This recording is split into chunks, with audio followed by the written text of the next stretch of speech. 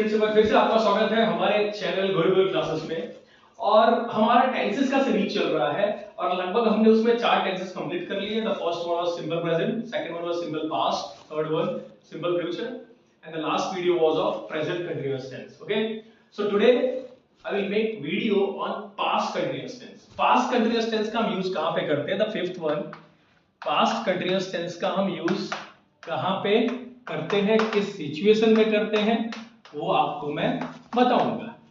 Okay, और आप किस तरह से प्रॉपर ट्रांसलेशन करते हो हिंदी में पास्ट कंटिन्यूअस के सेंटेंस को, वो मैं आपको बताऊंगा। तो सबसे पहले बात करते हैं अपने सिचुएशन की, किस सिचुएशन में हम पास्ट कंटिन्यूअस टेंस का यूज करते हैं। ठीक है, तो अगर हम सिचुएशन की बात करें तो पास्ट में कोई एक्शन अगर चल रहा था, ठीक है, हम कह सकते हैं कि an action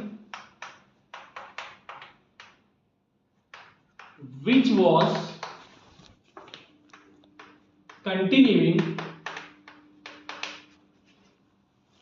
at a particular time period, at a particular time period in the past, in the past, मतलब पास्ट में एक पर्टिकुलर टाइम पीरियड पे जो काम, जो एक्शन कंटिन्यू हो रहा हो, that will come in past continuous tense. वो किस में आएगा? पास्ट कंटिन्यूअस टेंस में आएगा। हिंदी में कैसे पहचानेंगे? तो हिंदी में रहा था, रही थी, रहे थे। ठीक है, मैं कल अपने बच्चों को पढ़ा रहा था, तो I was teaching my students yesterday. ठीक है, कल सुबह हम क्रिकेट खेल रहे थे। यस्टरडे या वी वर प्लेइंग क्रिकेट, कल सुबह हम क्रिकेट खेल रहे थे, तो yesterday we were playing cricket, या यस्टरडे को आप लास्ट में रख लो, वो भी चलेगा। ओके, तो यहां पे हिंदी में कैसे पहचानोगे? तो मैंने आपको बताया कि रहा था, रही थी, रहे थे। ठीक है, रहा था, रही थी एंड रहे थे। इससे हम पहचान सकते हैं कि हिंदी में सेंटेंस जो है वो हमारा पास्ट कंटिन्यूअस टेंस में। और मैं हमेशा आपको बोलते आता हूं कि अगर आपको 100% करेक्ट ट्रांसलेशन करना है, then you have to follow the rules of tenses। ठीक है, जो आपके टेंसेस के रूल्स हैं, फॉर्मूलाज हैं, ठीक है, आप जो भी बोलते हैं वो आपको फॉलो करना कंपलसरी है। तो मैं हमेशा क्या करता हूं, हमेशा मैं 3 रूल्स जो है वो साथ में लिखता हूं। पहला एफर्मेटिव रूल, सेकंड जो है वो negative rule, and the third one is interrogative rule. चलिए, तो हम पास्ट कंटिन्यूअस टेंस के जो 3 रूल्स हैं उसको लिखते हैं।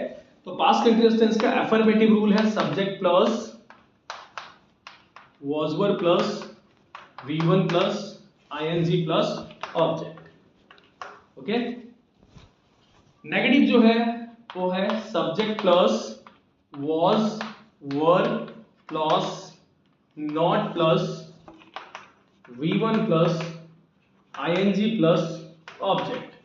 Okay, and the third one is we have to start the sentence with was were।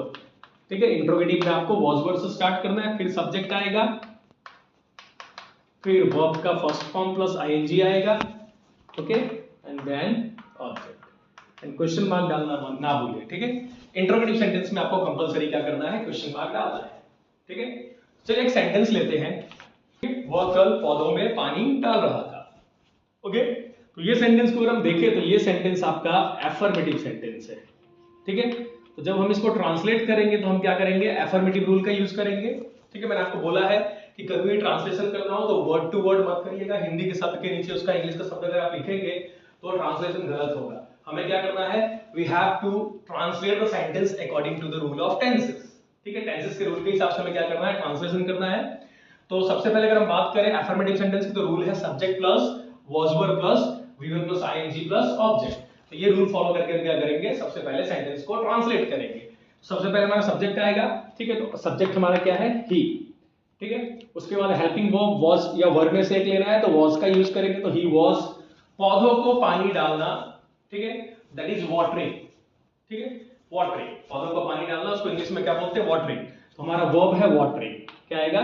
He was watering पौधों को, तो द plants yesterday। ठीक है, कल वह पौधों को पानी डाल रहा था, तो he was watering the plants yesterday. तो आपने देखा कि हमने हिंदी के शब्द को इंग्लिश में ट्रांसलेट एग्जैक्टली नहीं किया है। हमने क्या किया है, हम अपने रूल्स को फॉलो करके ट्रांसलेशन कर रहे हैं। पहले हमने ही को रखा है जो हमारा सब्जेक्ट है, that is according to the rule of tenses. उसके बाद हमने वाज वर्ब जो हमारा हेल्पिंग वर्ब, उसमें से हमने वाज को लिया है। फिर हमने क्या किया, वर्ब का आईएनजी फॉर्म लिया है, दैट इज वाटरिंग। एंड उसके बाद हमारा ऑब्जेक्ट आया द प्लांट्स, और फिर जो एक्स्ट्रा वर्ड्स बचते हैं कल, ठीक है, बीते हुए कल पे हमने वो पौधे में पानी डाल रहा था, that's why I have written there yesterday, इसलिए मैंने वहां पे क्या लिखा यस्टरडे। अब इस सेंटेंस को अगर मैं इंग्लिश नेगेटिव करूं, वह कल पौधों में पानी नहीं डाल रहा था, ठीक है, वह कल पौधों में पानी नहीं डाल रहा था, तो मुझे क्या करना पड़ेगा, जो नेगेटिव रूल है, ये एक नेगेटिव सेंटेंस है, तो आपको क्या करना पड़ेगा, नेगेटिव रूल जो है आपका, ठीक है, आपका जो टेंसेस का पास्ट कंटीन्यूअस टेंस का नेगेटिव रूल है, ठीक है, वो आपको यहाँ पे लिखना है। तो यहाँ पे आएगा he was not watering the plants yesterday. He was not watering the plants yesterday. Okay, तो ये हो गया आपका नेगेटिव सेंटेंस। एक बार चेक कर लेते हैं अकॉर्डिंग टू रूल्स है कि नहीं। सबसे पहले हमारा सब्जेक्ट आया ही, फिर was वर्ब में से हमने was लिया है, फिर not आ गया, फिर वर्ब का ing form that is watering, और ऑब्जेक्ट आपका द प्लांट्स है, और फिर यस्टरडे, ठीक है। तो ये एक नेगेटिव सेंटेंस है जिसको हमने क्या किया है, इंग्लिश में ट्रांसलेट किया है। अब इसका इंट्रोगेटिव, क्या कल वह पौधों में पानी डाल रहा था, ठीक है, क्या कल वह पौधों में पानी डाल रहा था, तो इसको ट्रांसलेट करते हैं। तो हम यहाँ पे क्या करेंगे, जो हमारा इंट्रोगेटिव रूल है उसको फॉलो करेंगे। सबसे पहले हम क्या करेंगे, was या were में से एक का यूज करेंगे। तो यहाँ पे क्या आएगा, was, ओके।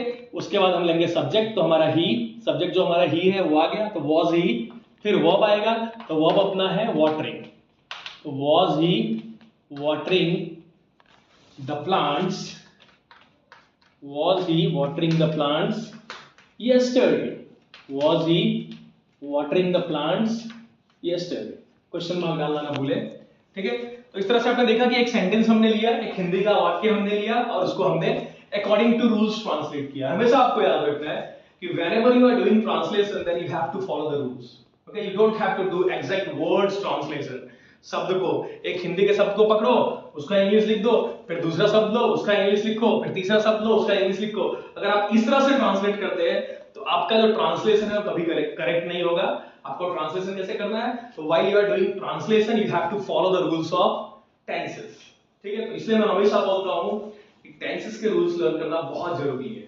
जितने आप रूल्स को लर्न करते हो, जितने रूल्स आपके दिमाग में रहते हैं, so whenever you are making sentences, your sentences will be 100% correct and you don't need the correction of teachers। आपको टीचर से करेक्शन की जरूरत ही नहीं पड़ेगी।